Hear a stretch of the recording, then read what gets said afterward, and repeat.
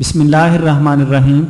On line تفہیم دین courses میں اصول حدیث کے کورس کے ساتھ میں آپ کی خدمت میں حاضر ہوں، ڈاکٹر سید تصدق حسین۔ اسٹوڈنٹس، جتنے بھی پیچھے لیسن ہوئے آج ہم اس کی ریویژن کریں گے۔ آئیے سٹارٹ کرتے ہیں۔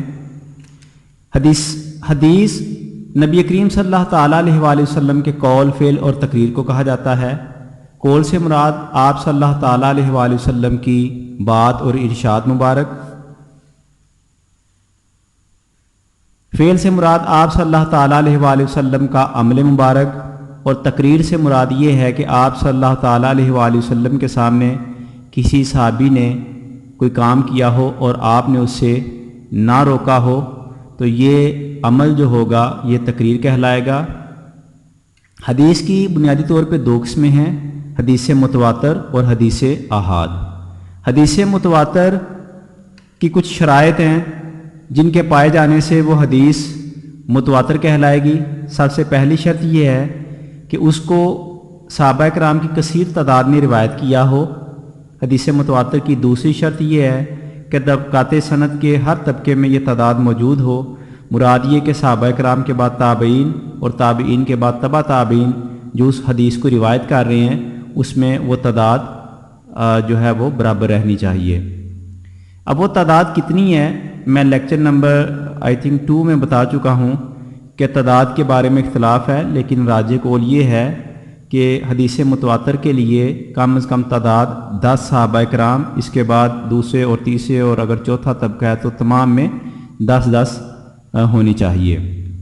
تیسری شرط یہ تھی متواتر کی کہ عادتاً ان راویوں کا جھوٹ پر متفق ہونا بھی محال ہو، اور چوتھی شرط یہ ہے کہ حدیث کا تعلق انسانی مشاہدے یا سماعت سے ہو، یعنی روایت کرنے والے وہ یوں کہیں کہ رأینا، ہم نے دیکھا، یہ مشاہدے سے تعلق رکھتا ہے، اور اسی طرح سمعنا، ہم نے سنا، تو یہ سماعت سے تعلق رکھتا ہے۔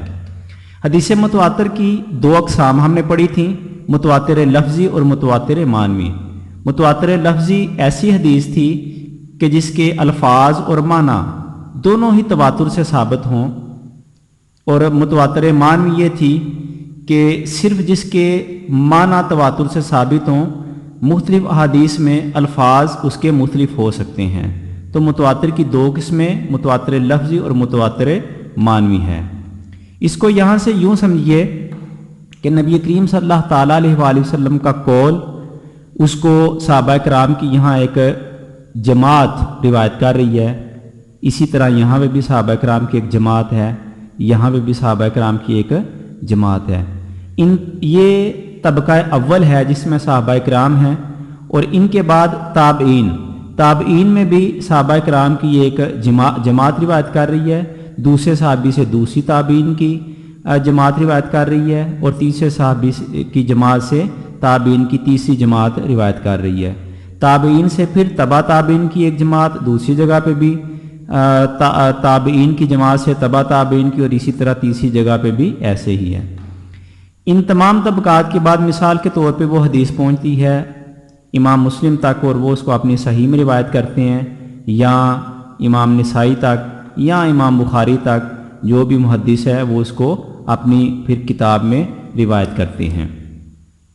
حدیث متواتر کا حکم یہ ہے کہ حدیث علم یقینی کا بلا تردد، بغیر شک و شبہ کے علم یقینی کا فائدہ اس حدیث سے حاصل ہوگا۔ نیز یہ کہ احوال روات، راویوں کے احوال کہ وہ کیسے تھے، ان کا عمل کیسا تھا، یہ احوال پر بحث کی ضرورت حدیث متواتر میں نہیں ہوتی۔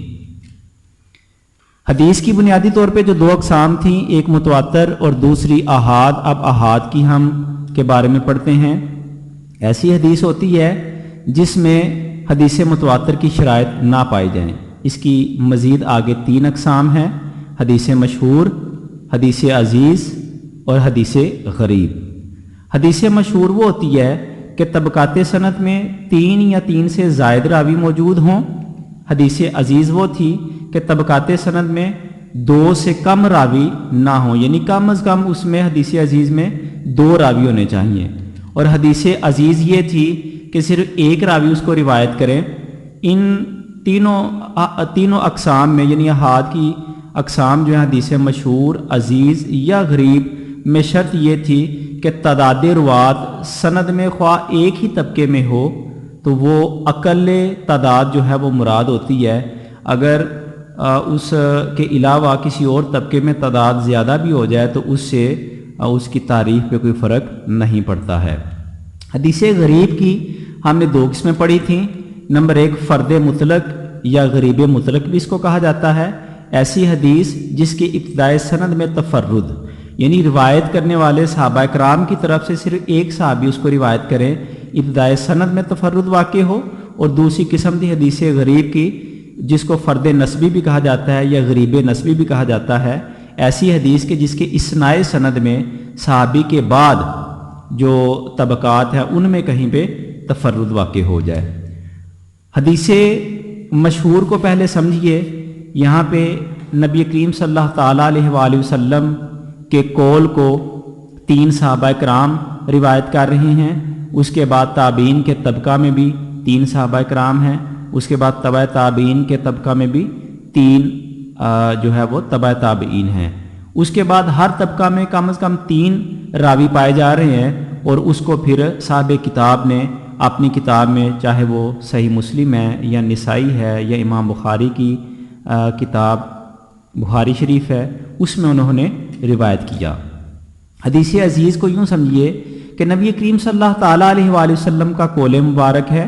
اس کو ایک صحابی نے روایت کیا اور دوسری طرف دوسرے صحابی نے. کیونکہ حدیث عزیز کے لیے شرط یہ تھی کہ اس میں کم از کم 2 ہر طبقے میں 2 راوی روایت کرنے والے موجود ہوں. طبقہ اول میں دیکھیے یہاں پہ 2 صحابہ کرام ہیں، تابعین میں بھی 2، تبع تابعین میں بھی 2، اور اس کے بعد صاحب کتاب نے اس کو اپنی کتاب میں لکھا. یہ حدیث عزیز کی مثال ہے.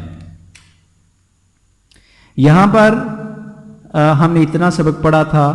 ایک مجھ سے سوال کیا گیا کہ فرماتے ہیں کہ مجھے پوچھنا یہ تھا کہ حدیث متواتر کا حکم کیا ہے اور اس کی کوئی مثال بھی دے دیں. حدیث متواتر کا حکم میں نے ابھی بتایا کہ حدیث متواتر جو ہوتی ہے وہ علم یقینی کا فائدہ دیتی ہے. اس میں کسی قسم کا تردد نہیں ہوتا ہے. احوال روات پہ اس میں بحث نہیں کی جاتی ہے. اور جو حدیث متواتر ہوتی ہے اس حدیث کے مضمون کا انکار بھی کفر ہوتا ہے. وجہ یہ ہے کہ وہ حدیث متواترہ حدیث جو ہے وہ متواتر ہے اور وہ علم یقینی اور ضروری کا فائدہ دیتی ہے. اور جو بھی علم یقینی اور ضروری کا انکار کرے وہ کفر ہوتا ہے. جی اور یہ ایک دوسرا سوال بھی پوچھا گیا ہے، یہ سنیے اس کے بعد میں اس کا جواب دیتا ہوں. السلام علیکم ورحمۃ اللہ وبرکاتہ. ڈاکٹر صاحب میں آپ سے یہ پوچھنا چاہتا ہوں کہ ہمیں کیسے پتہ چلے گا کہ کوئی حدیث متواتر ہے، ضعیف ہے یا عزیز ہے؟ یہ ہمیں کیسے پتہ چلے گا؟ سر آپ ہمیں اچھے طریقے سے سمجھا رہے ہیں سر. السلام علیکم. جی کیسے پتہ چلے گا کہ کوئی حدیث مشہور ہے، عزیز ہے یا غریب ہے؟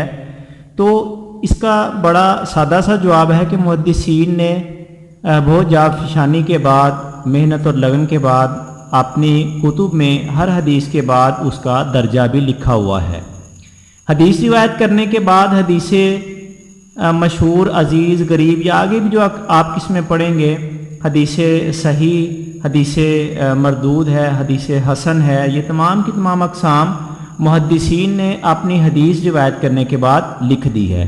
اگر تو ہمیں ان کے جو ہے وہ علم پہ بھروسہ ہے، ٹرسٹ ہے، تو ہمیں وہی کافی ہے ان کی تحقیق. لیکن اگر کوئی اس میں کسی کو کوئی ڈاؤٹ ہوتا ہے تو وہ خود بھی کتب حدیث ہمارے پاس موجود ہیں. ہم ان پہ ریسرچ کر کے جو احوال روات ہے ان پہ اسماء الرجال ایک علم ہوتا ہے کہ جس میں بہت اس میں بھی کتب لکھی گئی ہیں جس میں راویوں کے احوال زندگی پہ بحث کی جاتی ہے.